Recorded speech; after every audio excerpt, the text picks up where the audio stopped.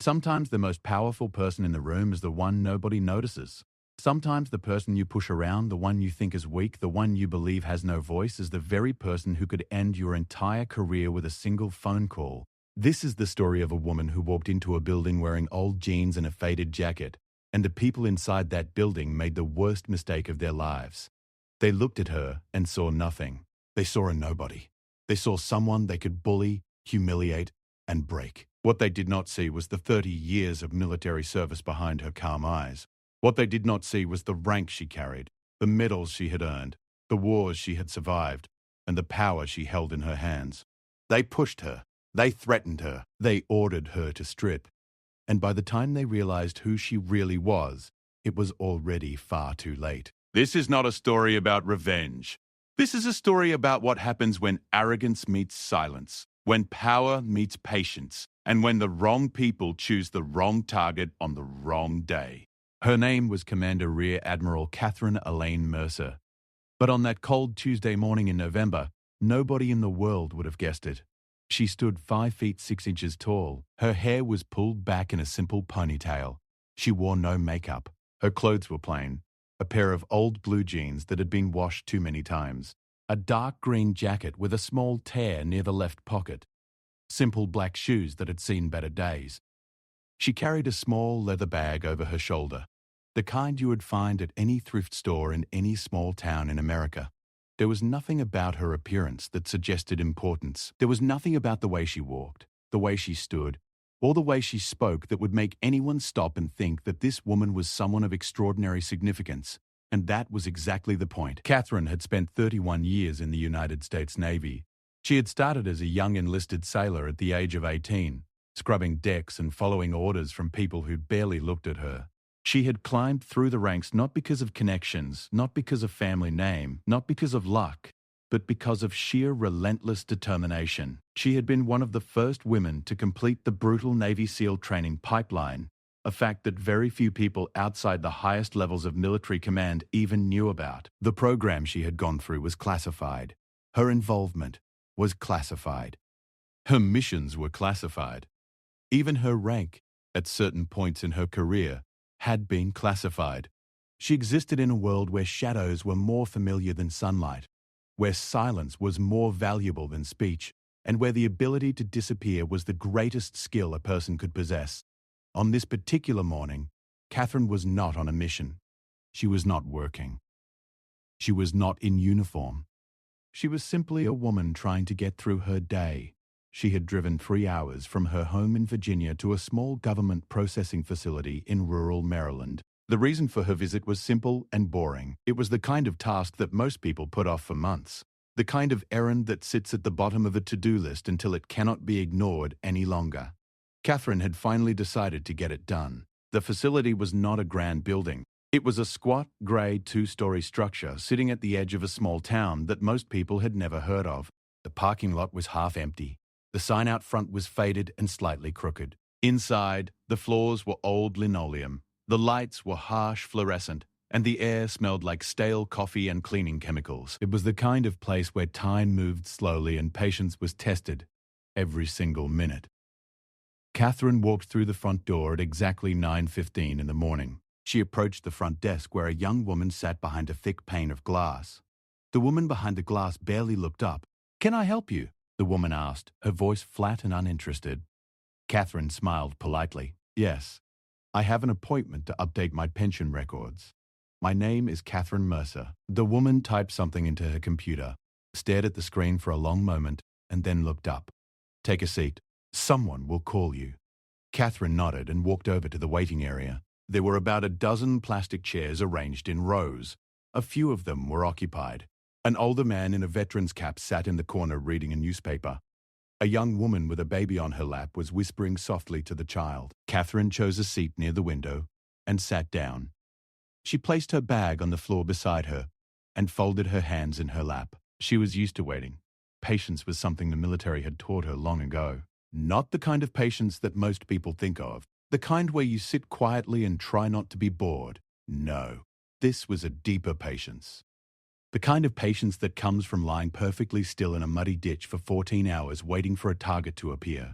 The kind of patience that keeps your breathing steady when every nerve in your body is screaming at you to move. Catherine could wait. She could wait for as long as it took. 30 minutes passed, then 45, then an hour. The older man in the veteran's cap was called back. The young woman with the baby was called back. New people came in, sat down, and were called back. Catherine remained in her seat. She did not complain. She did not get up to ask questions. She simply waited. At 10:30, a door at the back of the waiting area opened and a man stepped out.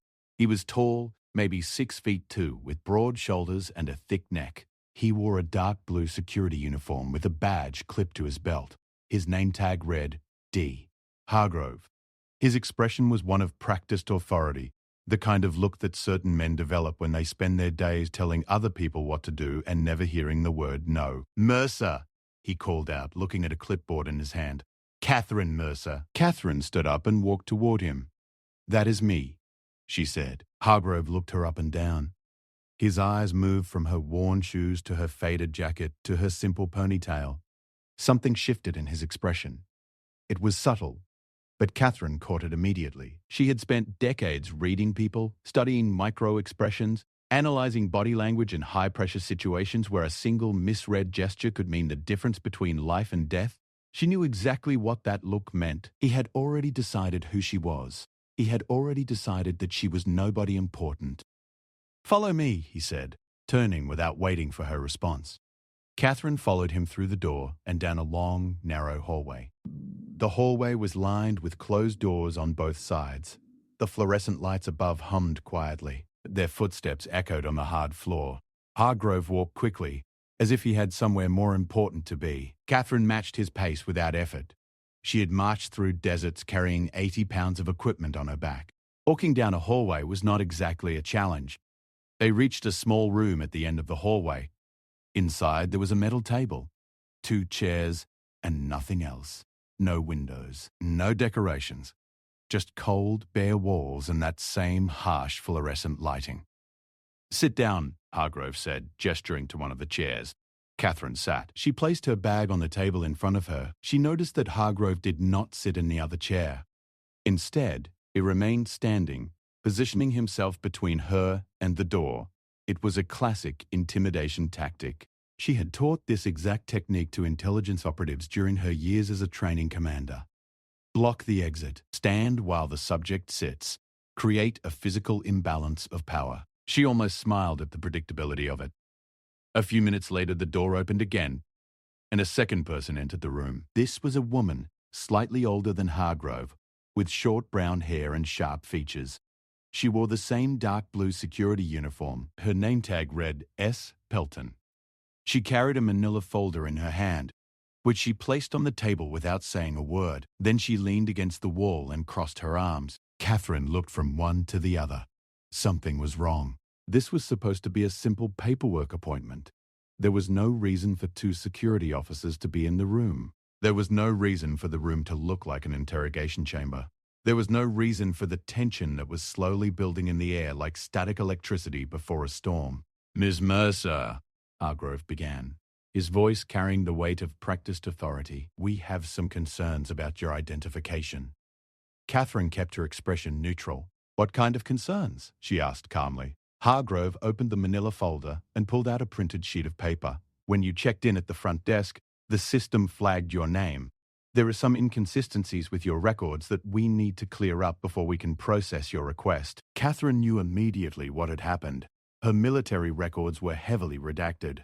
Large portions of her service history were classified at levels that most government employees did not even know existed. To an ordinary database, her file would look incomplete, suspicious, perhaps even fake. It was a side effect of spending a career in the shadows.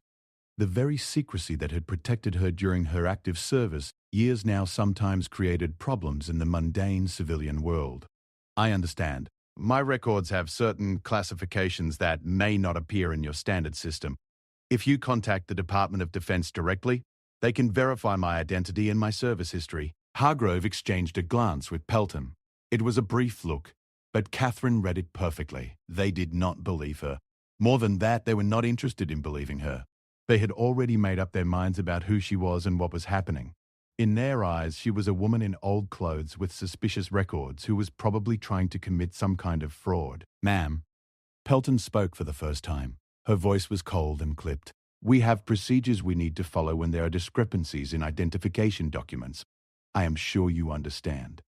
Catherine understood perfectly. She understood better than either of them could possibly imagine. She had written security procedures for facilities that made this one look like a children's playground.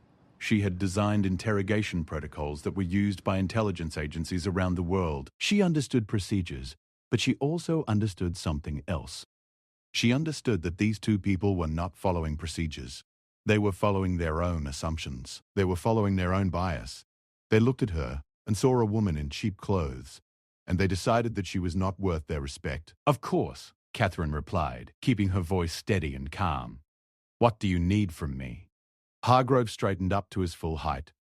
"We are going to need to conduct a more thorough verification process. First, we need you to empty your bag completely onto the table. Then we will need to ask you some additional questions." Catherine paused for just a moment. Emptying her bag was not unreasonable. She had nothing to hide. But the way Hargrove said it, the tone, the posture, the barely concealed contempt in his voice told her that this was not about verification. This was about power. This was about two people in uniforms who had decided to flex their authority over someone they perceived as powerless. She reached for her bag, unzipped it, and began placing its contents on the table one by one. A wallet, a set of car keys, a small notebook, a pen, a phone, a bottle of water, a protein bar, and at the very bottom of the bag, tucked inside a plain envelope, a military identification card that bore her name, her photograph, and her rank. Rear Admiral, United States Navy. She placed the envelope on the table but did not open it. Not yet. She wanted to see how far they would go. Hargrove barely glanced at the items on the table. He picked up her wallet, opened it, and began rifling through its contents with the casual disregard of someone searching a suspect's belongings. He pulled out her driver's license, looked at it, and tossed it back on the table. He pulled out a credit card, examined it, and dropped it. He pulled out a library card, a grocery store rewards card, and a folded receipt, each one inspected and discarded with growing impatience. Meanwhile, Pelton had picked up Catherine's phone. "Can you unlock this for us, please?" she said. It was not a question. It was a command. Catherine looked at her steadily. "No," she said simply. "You do not have the authority to access my personal device without a warrant or probable cause. You know that." Something flickered in Pelton's eyes. Surprise, maybe. Or irritation. People did not usually push back. People in this chair, in this room, under these lights, usually did whatever they were told. They were usually too nervous, too confused, or too intimidated to know their rights. But Catherine was none of those things. Catherine had sat across from warlords, terrorists, and foreign intelligence operatives. Two security officers in a rural processing facility were not going to rattle her. "Ma'am," Hargrove said, stepping closer. His voice had dropped lower, a deliberate shift designed to convey seriousness and threat. "We are trying to help you here. If you cooperate, this will go a lot faster. If you do not cooperate, we have the authority to escalate this situation." Catherine looked at him. She studied his face the way she had studied thousands of faces throughout her career. She saw the arrogance. She saw the entitlement. She saw the small man inside the big uniform who believed that a badge and a clipboard made him invincible. And she made a decision. She would not reveal herself. Not yet. She wanted to see the full picture. She wanted to know exactly how deep this went, exactly how far these people were willing to go, exactly how badly they were willing to violate their own protocols and the rights of the person sitting in front of them. "I am cooperating," Catherine said, her voice calm as still water. "I have emptied my bag as you requested. I have answered your questions, but I will not unlock my phone without legal authorization. And I would like to know specifically what discrepancy you found in my records." Hargrove's jaw tightened. He looked at Pelton again. Another exchange of glances. Another silent conversation that Catherine read as easily as reading a children's book. Then Hargrove said something that changed the entire trajectory of the day. "Ma'am, given the irregularities in your file and your refusal to fully cooperate, we are going to need to conduct a physical search of your person. Please stand up." Catherine did not move. She sat perfectly still in her chair, her hands resting on the table in front of her, her breathing slow and controlled. A physical search. A strip search. They were ordering a strip search on a woman who had walked in to update her pension paperwork. They were ordering a strip search on a woman whose only crime was having classified military records and wearing old clothes. In that moment, Catherine felt something she had not felt in a very long time. It was not fear. It was not anger. It was a cold, crystalline clarity. The same clarity that had settled over her during every critical mission she had ever undertaken. The noise of the world fell away. The humming lights, the distant sounds of the building, the breathing of the two officers in front of her, all of it faded into the background. And in the silence, one single thought formed with absolute precision. These people have no idea what they have just done. But she did not say that. Not yet. Instead, she looked at Hargrove with an expression that was so calm, so perfectly composed, that it should have been a warning all by itself.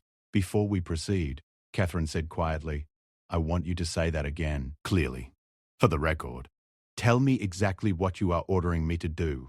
Hargrove mistook her calmness for submission. He mistook her quiet voice for weakness. He mistook her patience for fear. It was the most catastrophic misreading of another human being that he had ever made in his life. I am ordering you to stand up and submit to a physical search, he said, his voice full of authority he did not actually possess. If you refuse, you will be detained and local law enforcement will be called. Do you understand? Catherine looked at him for a long, silent moment. Then she looked at Pelton, who stood against the wall with her arms still crossed, her face hard and unyielding. And then, for the first time since she had walked into the building, Catherine Mercer smiled. It was not a warm smile. It was not a friendly smile. It was the kind of smile that a chess player allows themselves when they see the checkmate 12 moves ahead and their opponent has no idea it is coming. I understand perfectly, she said. And then she reached for the envelope on the table. Catherine's fingers rested on the plain white envelope for exactly 3 seconds. She could feel the stiff edge of the military identification card inside. She could feel the weight of what it represented. 31 years of service. Countless missions in places whose names would never appear in any newspaper. Scars on her body that told stories she could never share. Friends she had lost in darkness on foreign soil. A lifetime of sacrifice, discipline, and silent duty. All of it reduced to a small laminated card inside a cheap envelope on a metal table in a room that smelled like floor cleaner. But she did not open the envelope, not yet. Instead, she pulled her hand back slowly and placed it flat on the table beside the other one. She let the silence stretch out. She had learned long ago that silence was one of the most powerful tools in any confrontation. Most people could not handle silence. Most people rushed to fill it with words, with explanations, with justifications. Silence made people uncomfortable. It made them anxious. It made them reveal things they did not intend to reveal. Hargrove shifted his weight from one foot to the other. His hand moved unconsciously to his belt, near the radio clipped to his hip. The movement was small, almost undetectable, but Catherine saw it. He was nervous. Not scared, not yet, but uncertain. Her calmness was throwing him off. He had expected tears. He had expected panic. He had expected pleading. He had expected the reaction that he had probably seen dozens of times before from people sitting in that same chair. But Catherine gave him nothing. She sat like a stone in still water, and her stillness was slowly starting to crack his confidence. I asked you to stand up, Hargrove repeated, but this time his voice had lost a fraction of its earlier authority. A small fraction, barely noticeable. But Catherine noticed everything. She looked at him directly. Before I do anything, she said, I would like to speak with your supervisor. Pelton pushed off from the wall and took a step forward. We don't need to involve a supervisor for a standard security procedure, she said. This is routine. Catherine tilted her head slightly to one side. Nothing about this is routine, she said. You have detained a citizen who came here for a scheduled appointment. You have searched her personal belongings without legal cause. You have demanded access to her personal electronic device without a warrant. And now you are ordering a physical search of her body without probable cause, without legal authority, and without any legitimate justification. None of this is routine. All of this is a violation of federal protocol, and I strongly suggest that you contact your supervisor before this situation becomes significantly worse for both of you. The room went quiet. The fluorescent lights hummed overhead. Somewhere beyond the closed door, a phone was ringing in the distance. Hargrove and Pelton looked at each other again. But this time, the exchange was different. There was a crack in the wall they had built around themselves. Catherine had spoken with the precise, measured language of someone who understood the law, understood procedure, and understood exactly where the lines were. She had not raised her voice. She had not shown emotion. She had simply stated facts, and facts delivered calmly and precisely were far more dangerous than any amount of shouting. Pelton was the first to recover. "Look," she said, her tone shifting slightly, trying to recalibrate. "We are just doing our jobs. Your file has red flags. We have to investigate red flags. That is what we are trained to do." Catherine nodded slowly. "I understand that you believe you are doing your jobs," she said. "But what you are actually doing is making a series of very serious mistakes based on assumptions rather than evidence. My file has classifications, not red flags. There is a significant difference. Classifications exist to protect national security.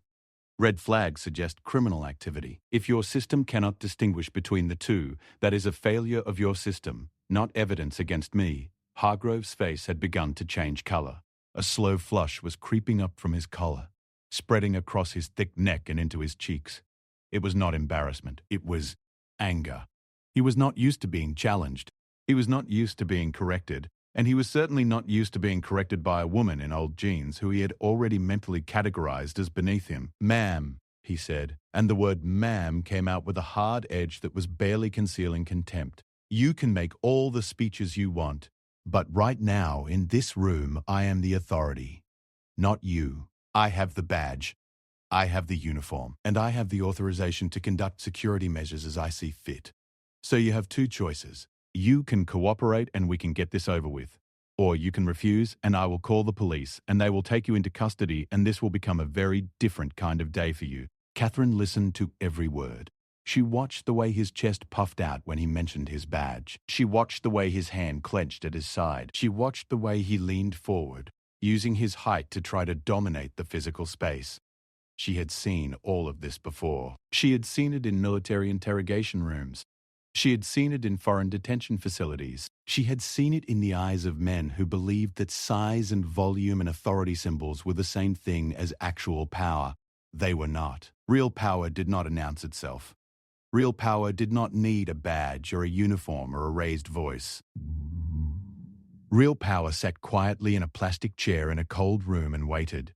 Real power was knowing that you could end the entire situation with a single phone call, a single word, a single flash of identification, and choosing not to. Choosing instead to let the other person dig their grave deeper and deeper, one shovelful at a time. "Call your supervisor," Catherine said again. Her voice did not waver. Her expression did not change. She said it the same way she might say, "Pass the salt" at a dinner table, completely without effort. Hargrove stared at her for a long moment. Then he turned abruptly and walked out of the room, letting the door close hard behind him. It was not quite a slam, but it was close enough to make a statement. Catherine noted it. Every detail mattered.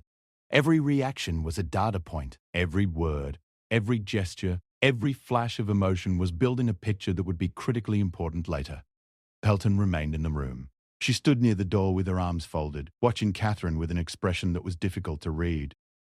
There was still hardness there, still that institutional rigidity that came from years of following procedures without questioning them. But there was something else too. A flicker of doubt, perhaps. A tiny, almost invisible crack in her certainty. Minutes passed in silence. Catherine sat motionless. Pelton stood motionless. Neither of them spoke. The fluorescent lights continued their quiet, relentless humming.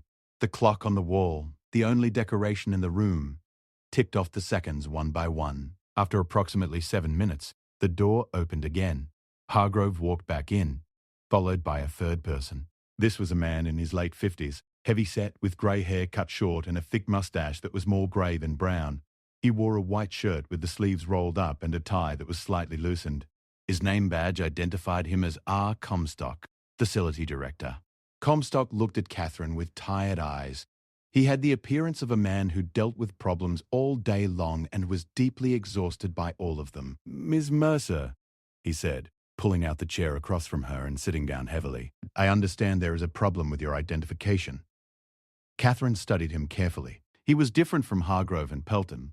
He was older, more experienced, and there was a certain weariness in his manner that suggested he had seen enough of the world to know that things were not always as they appeared. But he was also clearly a man who had been pulled away from his desk, who was annoyed by the interruption, and who wanted to resolve the situation as quickly as possible so he could get back to whatever he had been doing. "There is no problem with my identification," Catherine said. "There is a problem with your staff's inability to recognize classified military records when they encounter them." Comstock raised an eyebrow. He reached for the manila folder that was still sitting on the table and opened it. He looked at the papers inside, flipping through them slowly. Catherine watched his eyes scan the pages. She watched them stop on certain lines, certain gaps in the record, certain sections that were blacked out or simply missing. "Your file is very unusual," Comstock said carefully. "Yes, it is," Catherine agreed. "Large portions of your service record appear to be redacted or inaccessible." "That is correct." "Can you explain why?" Catherine paused. She considered her words carefully. "Because my service involved operations that are classified at levels above what your system has clearance to access." Comstock looked at her. He looked at her old jeans. He looked at her faded jacket. He looked at her plain leather bag and its ordinary contents spread across the table. She could see the calculation happening behind his eyes. On one hand, she spoke with unusual precision and confidence. On the other hand, she looked like any ordinary woman who might walk in off the street with a story about classified operations to explain away suspicious records. "Mercer," Comstock said slowly, "I am sure you can understand our position. We see unusual files from time to time, and we have a responsibility to investigate them thoroughly. Officer Hargrove tells me that you have been uncooperative with certain aspects of the verification process." Catherine felt a flash of cold anger but kept it entirely beneath the surface. "That is not accurate," she said evenly. "I have cooperated fully with every reasonable request. I emptied my bag when asked. I answered questions when asked. What I did not do was unlock my personal phone without a warrant, which is my legal right under the Fourth Amendment. And what I will not do is submit to a physical search that has no legal basis, no probable cause, and no legitimate justification." Comstock glanced at Hargrove, who stood behind Catherine near the door. Hargrove's face was still flushed. His jaw was set. He gave a small nod, as if confirming his earlier decision. Comstock turned back to Catherine. "Ms. Mercer, I think we can resolve this without any further unpleasantness. All I need is for you to provide us with a contact number at the Department of Defense who can verify your identity and your service record. Can you do that?" Catherine almost allowed herself to feel relief. Almost. But something in Comstock's tone, something in the way he phrased the request, told her that he was not entirely on her side. He was offering a compromise, yes, but it was a compromise designed to protect his staff as much as to help her. He was looking for a way to make the problem go away without having to admit that his officers had been wrong. "I can do that," Catherine said. "But I want to be clear about something first. Your officers made a series of decisions today that violated my civil rights and your facility's own protocols. A physical search was ordered without probable cause. That is not a minor procedural error. That is a serious violation. I want that understood before we move forward." Comstock's expression tightened. He did not like being lectured. Nobody in authority ever liked being lectured. But he nodded once, a small tight movement that acknowledged her words without fully agreeing with them. "Noted," he said. "Now, that contact number." Catherine recited a phone number from memory. It was not a number that appeared in any directory. It was not a number that anyone could find through any ordinary search. It was a direct line to the Office of Naval Intelligence, specifically to the desk of a senior liaison officer named Captain James Whitfield, who had served under Catherine for 6 years and who would be very, very interested to hear about what was happening in this facility today. Comstock wrote the number down on a piece of paper and stood up. "I will make the call from my office," he said. "Please wait here." He looked at Hargrove and Pelton. "Stay with her." He left the room. The door closed behind him, and once again, Catherine was alone with the two officers who had started all of this. The silence that followed was different from the silence before. It was heavier. The dynamic in the room had shifted, and even Hargrove could feel it, though he would never have admitted it. Catherine's composure, her knowledge of the law, her willingness to push back without raising her voice, all of it had introduced an element of uncertainty. that was eating away at his confidence like water against stone. He tried to regain control. "You know," he said, leaning against the wall with forced casualness, "we get people in here all the time claiming to be something they are not. Veterans who embellish their records. People who invent service histories. You would be surprised how common it is." Catherine looked at him with an expression that was so perfectly empty of emotion that it was almost terrifying. "No," she said quietly. "I would not be surprised at all." Something in her voice made Hargrove look away. He did not look back. Pelton shifted uncomfortably by the door. She had been quiet for a long time, and the silence seemed to be weighing on her more heavily than on anyone else in the room. Finally she spoke. "Look," she said, and her voice was softer now, less sharp than before. "We were just following procedure." "If your records check out, there will not be any problem." Catherine turned her gaze to Pelton. "My records will check out," she said. That was never in question. The question is, what happens after they check out? The question is what happens when your director finishes his phone call and comes back into this room and realizes exactly who you have been threatening for the past hour. Neither Hargrove nor Pelton responded. The clock on the wall ticked. The fluorescent lights hummed. And somewhere down the hallway, behind a closed office door, Facility Director R. Comstock was on the telephone, and the color was draining from his face, one shade at a time. The phone call lasted approximately 12 minutes. Catherine knew this because she was watching the clock with the same precision she had used to time tactical operations throughout her career. 12 minutes was a long time for a simple identity verification. A standard check would take 3 minutes, maybe 4. 12 minutes meant that Comstock was not just verifying her identity. 12 minutes meant that Captain James Whitfield was telling him things. Things about Catherine's rank, things about her service record, things about the operation she had led, the command she had held, the awards she had received, things that were making Comstock understand, with growing horror, exactly how massive a mistake his facility had just made. When the door finally opened again, Catherine knew before she even looked at Comstock's face. She knew from the sound of his footsteps, which was slower now, more hesitant, as if the floor beneath him had suddenly become uncertain. She knew from the sound of his breathing, which was slightly faster than normal, the breath of a man whose heart rate had spiked and not yet come down. She knew from the way the air in the room seemed to change when he entered, as if his anxiety was a physical substance that spread outward from his body like heat from a fire. Comstock stood in the doorway for a moment without speaking. He looked at Catherine. He looked at her old jeans and her faded jacket and her simple ponytail. And he saw her differently now. Everything about her was the same. Not a single thing about her physical appearance had changed. But everything was different because now he knew. Now he understood who was sitting in that plastic chair. "Ms. Mercer," he began, and his voice cracked slightly on the first syllable. He cleared his throat and tried again. "Admiral Mercer, I owe you a sincere apology." Behind Catherine, she heard Hargrove make a sound. It was a small sound, barely audible, something between a gasp and a choke. She did not turn around. She did not need to. She could picture his face perfectly without looking at it. The blood draining away, the eyes widening, the mouth opening slightly as the full weight of the word Admiral crashed into his consciousness like a freight train hitting a wall. Pelton made no sound at all. Her silence was somehow louder. Comstock walked to the table and sat down. His movements were different now. Careful, respectful.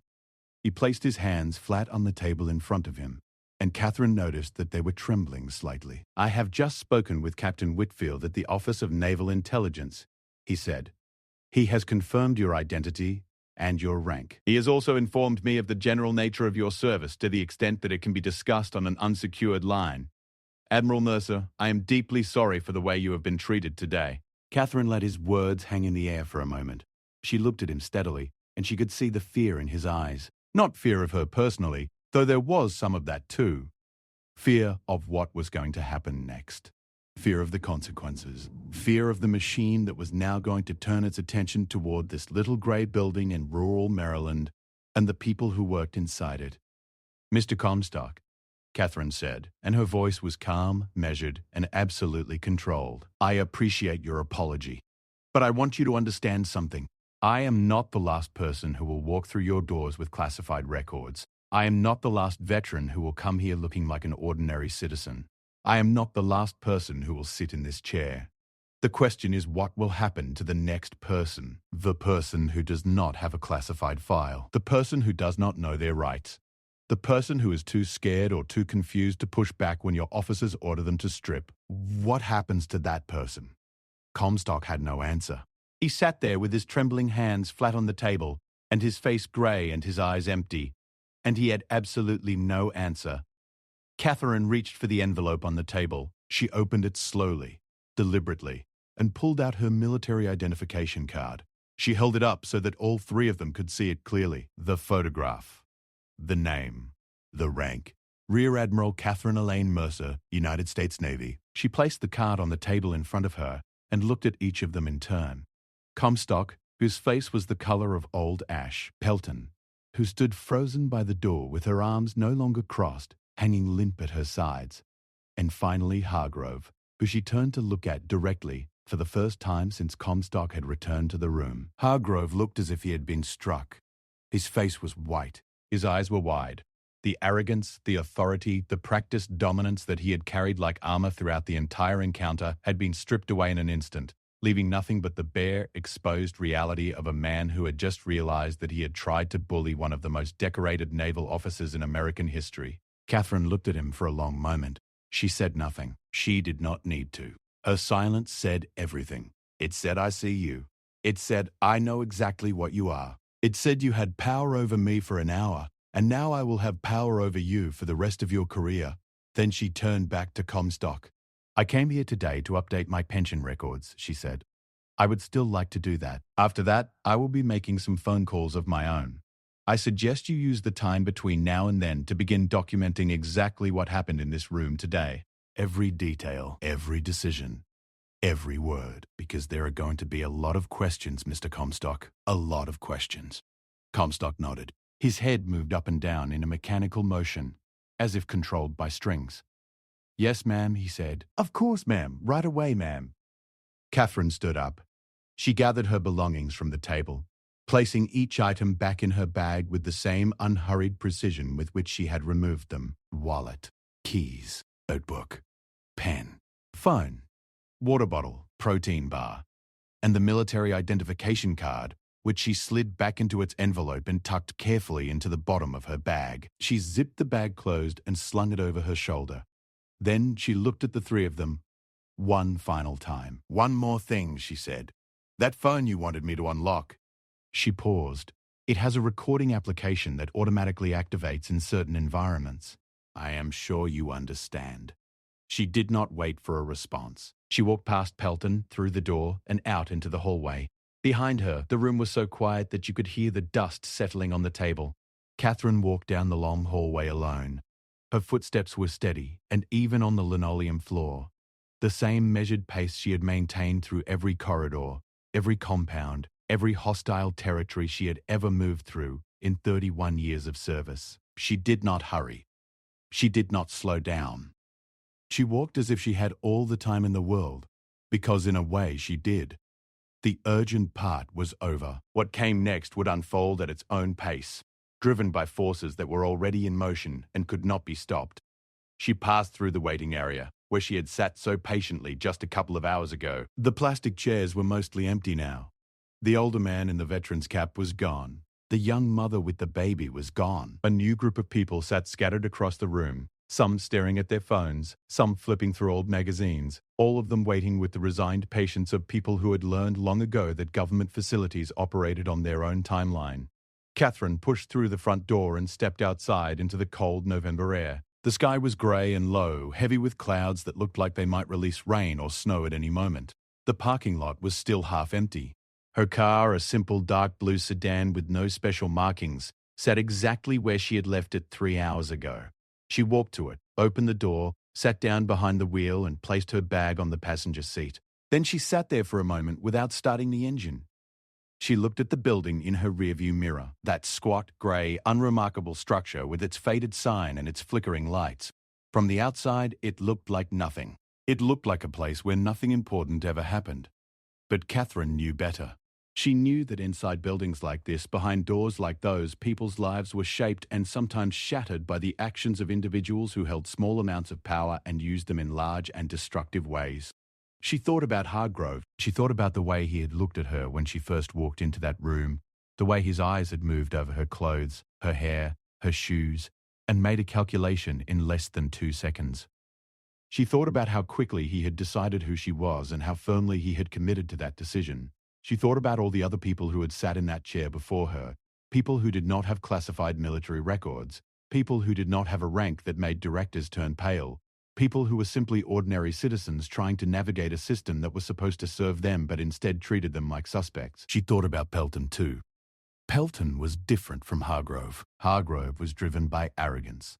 Pelton was driven by something else. Compliance, maybe.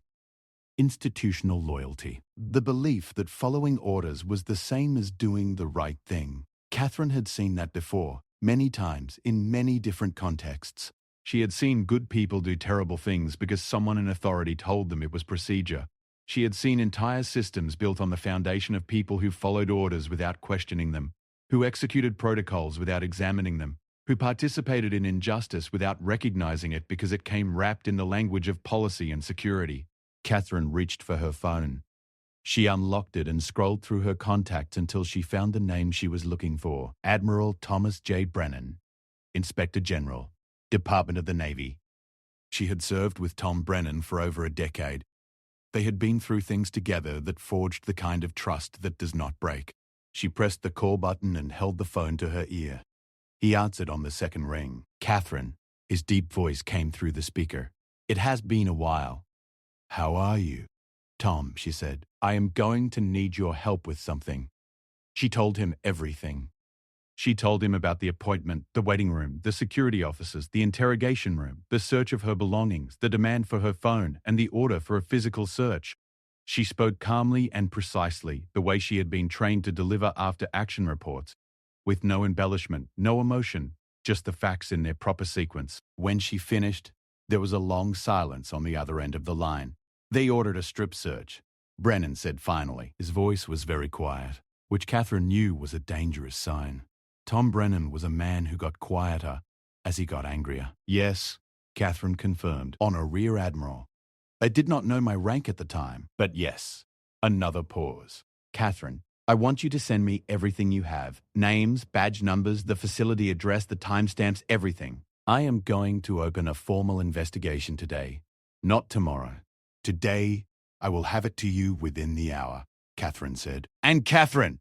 There was something in his voice now, something hard and immovable, like steel being forged. This is not going to be swept under any rug. I promise you that. I know, Catherine said softly. That is why I called you. She ended the call and sat in the car for another moment. The clouds overhead had thickened and the first drops of rain were beginning to fall, small and cold, hitting the windshield with soft tapping sounds that reminded her of something she could not quite place. A memory from a long time ago, from a different life, from one of the many lives she had lived inside the borders of her single extraordinary existence. She started the engine and pulled out of the parking lot. As she drove away, she glanced one last time at the building in her mirror. Then she turned her eyes to the road ahead and did not look back again. The investigation moved with a speed that surprised even Catherine. Within 48 hours of her phone call to Admiral Brennan, a team of investigators from the Naval Inspector General's office had arrived at the facility. They came without advance notice, which was standard procedure for this type of inquiry. They wanted to see the facility as it actually operated, not the sanitized version that would be presented if the staff had time to prepare. What they found was worse than what Catherine had experienced. The investigators reviewed 6 months of security records and discovered a pattern that was systematic and deeply troubling. Hargrove and Pelton had conducted similar aggressive verification procedures on dozens of visitors during that period. The targets were not random. They were overwhelmingly women, elderly individuals, and people of color. The procedures were almost always initiated based on minor or non-existent discrepancies in identification, and they almost always escalated far beyond what the facility's own guidelines permitted. In 14 separate cases, visitors had been subjected to physical searches without probable cause. In 7 of those cases, the searches had been conducted without the presence of a same-gender officer, a clear violation of federal regulations. In 3 cases, visitors had been verbally threatened with arrest when they attempted to question the procedures. In one case, an 82-year-old Korean War veteran had been detained for over 4 hours because his service records contained gaps that were the result of a bureaucratic filing error that had occurred decades earlier. The investigators also discovered that multiple formal complaints had been filed against Hargrove over the previous 2 years. Every single one of those complaints had been reviewed and dismissed by Facility Director R. Comstock. Not investigated, not addressed, just dismissed. Filed away in a cabinet and forgotten, like dust swept under a carpet. When the investigators interviewed Comstock, he offered the same defense that people in his position always offered. He said that he trusted his staff. He said that security was a priority. He said that procedures were followed. He said all the things that people say when they are trying to build a wall of words between themselves and the consequences of their inaction. The investigators were not impressed by his words. They had seen the records. They had talked to the victims. They had read the complaints. And they had spoken with Captain Whitfield at the Office of Naval Intelligence, who had provided them with a detailed account of his telephone conversation with Comstock on the day of Catherine's visit. Whitfield reported that even after being informed of Catherine's rank and service record, Comstock had seemed more concerned about protecting his officers than about addressing the violations. 3 weeks after the investigation began, the first consequences arrived. Daniel Hargrove was terminated from his position effective immediately. He was also referred to the Department of Justice for possible criminal charges related to civil rights violations. His personnel file was flagged with a notation that would follow him through any future attempt to obtain employment in law enforcement or government security. Sandra Pelton was suspended without pay pending a separate disciplinary review. The investigators had determined that while she had participated in the violations, she had done so primarily under Hargrove's direction and influence. Her case was more complicated than his. She was not the instigator, but she was not innocent either. She had stood in that room and watched it happen. She had added her voice to the pressure. She had chosen to follow rather than to question. And in the investigator's view, that choice carried its own weight of responsibility. Robert Comstock was removed from his position as facility director. His removal was not accompanied by the drama of Hargrove's termination. There was no criminal referral, no public statement, no dramatic confrontation. He was simply told that his services were no longer required, that his failure to address repeated complaints had created an environment in which abuse was able to flourish, and that a new director would be appointed who understood that protecting the rights of every person who walked through the facility's doors was not optional. Comstock accepted the decision without argument. He cleaned out his office on a Friday afternoon and drove away in his car and was never seen at the facility again. But the consequences did not stop with the 3 individuals who had been in the room with Catherine that day. The investigation triggered a broader review of similar facilities across the region. The Department of Defense initiated an audit of security procedures at 47 processing centers in 12 states. New training protocols were developed. New oversight mechanisms were established. New complaint processes were created to ensure that future reports of misconduct would be investigated properly rather than buried in filing cabinets. Catherine was asked to participate in the development of these new protocols. She agreed. She spent 2 weeks working with a team of investigators, policy experts, and military legal advisors to create a comprehensive framework for protecting the rights of veterans and service members during administrative processing. The framework was detailed and thorough, covering everything from identification verification procedures to the specific circumstances under which physical searches could be conducted. It included mandatory training on implicit bias, clear escalation procedures for classified records, and strict accountability measures for supervisors who failed to address complaints. The document was eventually adopted by the Department of Defense as a standard operating procedure for all military administrative facilities. It was 43 pages long. On the first page in small print at the bottom was a reference number and a date. Only a handful of people knew that the reference number corresponded to a case file that began with an ordinary woman in old jeans walking into a building to update her pension paperwork. Catherine never sought publicity for what happened. She never gave interviews. She never posted about it on social media. She never wrote a book or hired a lawyer to pursue a civil lawsuit, though several lawyers contacted her to suggest exactly that. That was not who she was.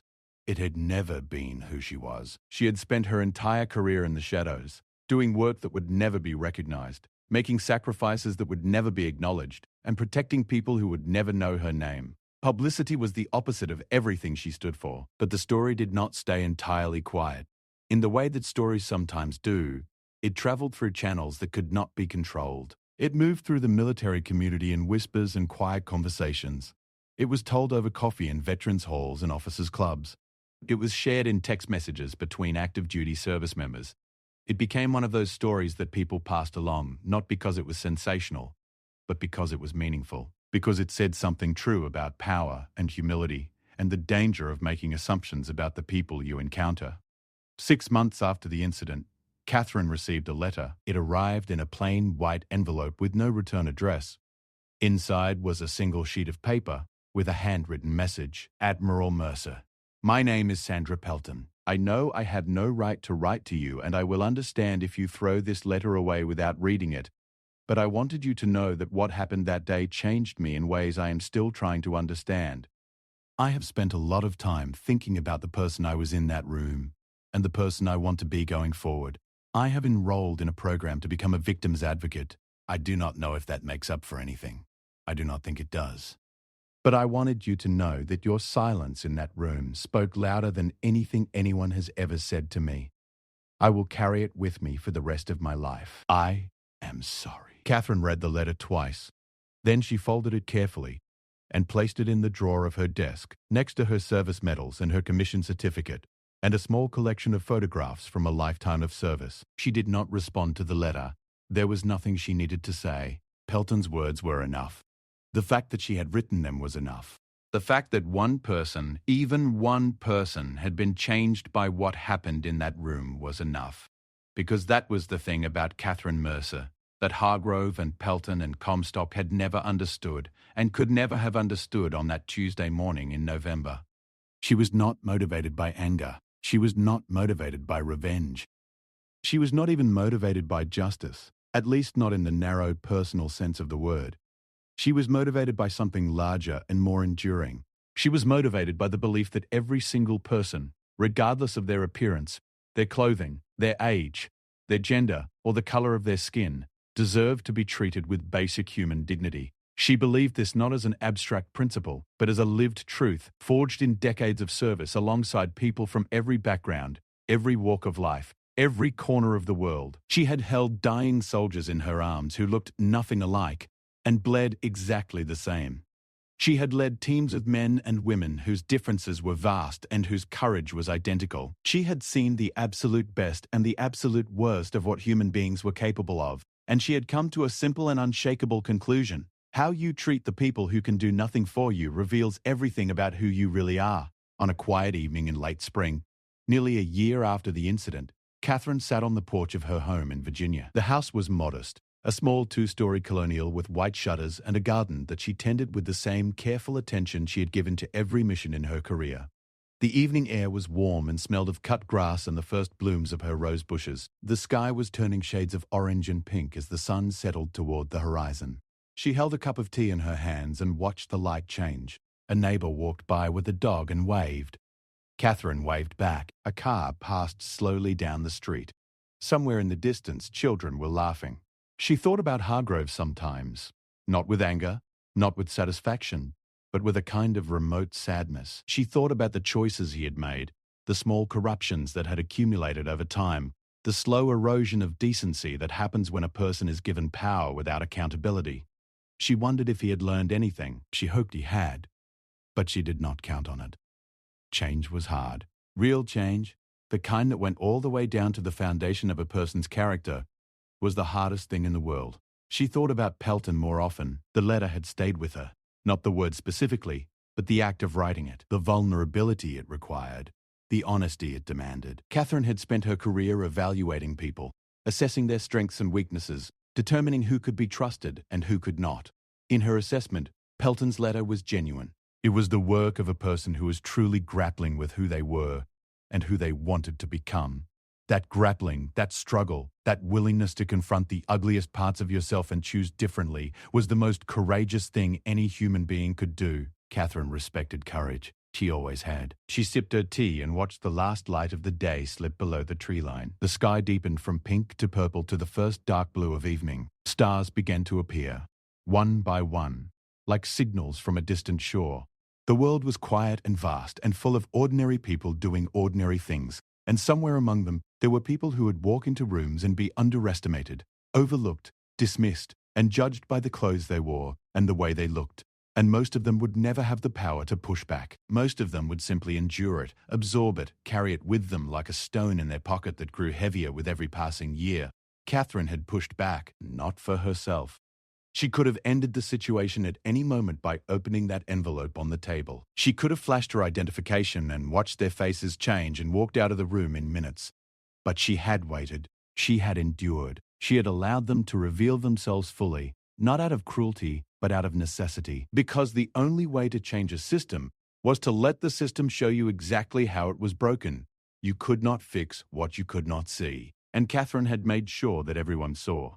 The facility in Maryland had new leadership now. The new director, a woman named Patricia Okafor, who had spent 20 years in military administration, had implemented every one of the reforms that Catherine's framework recommended. Complaint rates had dropped, staff turnover had decreased. Satisfaction surveys from veterans who used the facility showed marked improvement. The building looked the same from the outside, the same grey walls, the same parking lot, the same faded sign. But what happened inside was different. What happened inside was better, and that was enough. It was not perfect. The world was not perfect, and never would be, but it was better than it had been, even if only in one small grey building, in one small town in rural Maryland. And sometimes, Catherine believed, that was how real change happened, not in grand gestures or dramatic speeches or viral moments, but in the small, quiet, difficult work of fixing things one room at a time. She finished her tea and stood up from her chair. The night was settling in fully now, soft and dark and filled with the sounds of crickets and the distant hum of the world going about its business. She picked up her cup and walked to the front door of her house. Before she went inside, she paused and looked up at the sky one more time. The stars were brighter now, scattered across the darkness like a map of everywhere she had ever been. She stood there for a moment, a woman in ordinary clothes on an ordinary porch on an ordinary evening, and no one passing by would have had any idea who she was or what she had done or what she carried inside her. And that was exactly how she wanted it. Catherine Mercer opened her door, stepped inside, and closed it quietly behind her. The porch light clicked off. The street was empty. The night went on. And somewhere in Maryland, in a small room at the end of a long hallway, a new sign had been hung on the wall. It was small, just a simple framed placard with black text on white paper. It read, "Every person who enters this facility deserves to be treated with dignity and respect, regardless of appearance or circumstance." Nobody who read those words knew where they came from.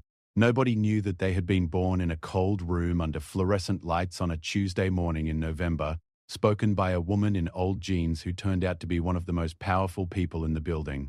But the words were there, and they would remain there. And every person who walked through those doors and sat in those plastic chairs and waited for their name to be called would see them. And maybe, just maybe, that would be enough to remind the people on the other side of the desk that the person sitting in front of them was always more than they appeared.